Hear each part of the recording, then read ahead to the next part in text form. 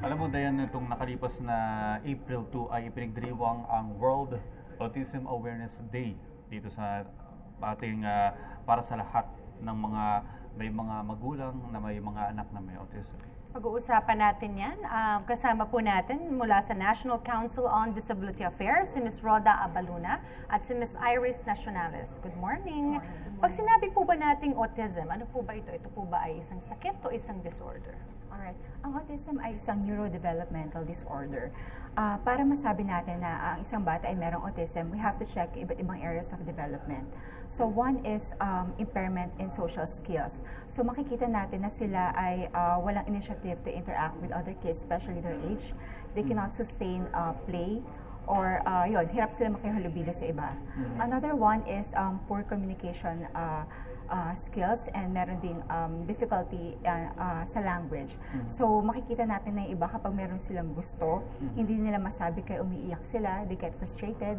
Okay, and then another one is they have restricted interest. So kapag may nagustuhan sila isang bagay, nakafocus lang yung attention nila doon. Whether it's well-placed, tao, paglalaro, so very limited. Another one is repetitive behavior. So dito natin nakikita yung iba sa kanila, they rock their head, they do hand flapping, even sa pagsasalita, pag may tinatanong tayo sa kanila, paulit-ulit lang yung sinasabi nila. And then among others would be, they have poor eye contact, and then difficulty in learning, and then yun, iba't ibang difficulties na nakikita natin na hindi normal compared sa mga ibang bata.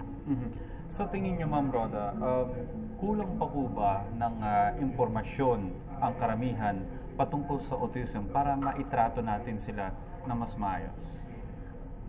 Impormasyon, kasi marami tayo nakukuha talaga sa internet. So, medyo nakakalito siya talaga pag nandun na yung parang overload of information. So, it's always there. Siguro mas na yung services natin, kailangan lang natin i-improve for children with autism. So, yun. May mga senyales na po ba tayong mga nakita, particular sa isa po sigurong bata, ano po ba yung dapat natin gawin? Ang unang ginagawa is kukonsulta muna tayo sa mga developmental pediatrician. Tapos sila yung magsasabi kung ano yung mga therapy na kakailanganin ng bata. So iba-iba sila ng mga iba-ibang needs. So parang sabi nga nila, once you meet a person with autism, you just met one person with autism. Kasi hindi sila pare-pareho. Okay, iba-iba siya. Hindi mo kailangang i-generalize Yes. lahat. Kasi partikular ang type of autism ng isang bata sa iba. Tama.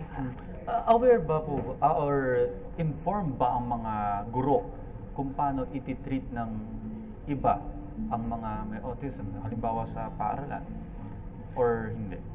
Meron tayong mga SPED teachers na para trained naman sila, tapos yung iba in-integrate, mainstream na tinatawag. Tapos may mga training naman na pinoprovide, yung katulad ng sa amin, may mga training kami na pinoprovide para sa mga guro, majority, tas mga magulang, gano'n. You've mentioned a while ago, kanina, bago tayo mag-on-air, tungkol sa APA therapy. Ano po ba ito, ma'am? Well, APA is Applied Behavioral Analysis. So it's actually a scientific approach that focuses on changing the behavior. So it enables growth and development talaga sa bata. So siguro I would like to focus on two goals, no? Kasi not all ABA is alike. So ang purpose nito is to siguro achieve the highest level of independence. So ang gusto natin sa bata na merong autism is kahit hindi normal yung kanilang pamumuhay is maging independent sila. Like dito papasok yung self-care, okay, self-help, na kahit iwanan mo sila, they have to be safe. So, independence. And then the second one would be to live the highest quality of life possible. So, given these limitations, they have to be happy. They have to be able to live in a normal environment which is natural and balanced. Ma'am, tapos na po yung World Autism Awareness Day noong April 2. Ano po yung naganap dito sa ating bansa?